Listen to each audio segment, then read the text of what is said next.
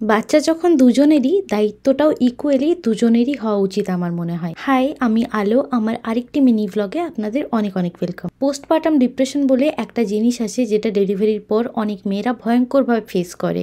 Self doubt, বাচ্চাকে একা সামলাতে গিয়ে নিজের জন্য টাইম না পাওয়া, ব্রেস্ট ফিড না করতে পারা, আরো অনেক ধরনের প্রবলেম ফেস করে। আর শারীরিক অসুবিধাটা তো বাদই দিলাম, কিন্তু এখানে আমার একটা জিনিস খুব ভালো লেগেছে।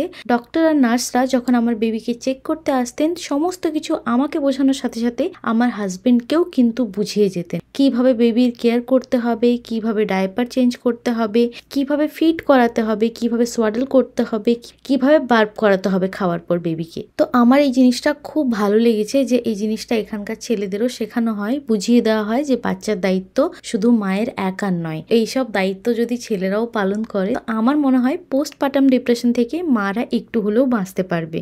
আমার হাজবেন্ডের কথা যদি বলি, এমনিতে ও খুব কেয়ারিং আর হেল্পফুল। আমি বলবো আমি যতটা না আমার বাচ্চার যত্ন নিতে পারি, ও আমার থেকেও বেশি করে। তো এই তো ছিল আজকে shorts. Follow for more. By.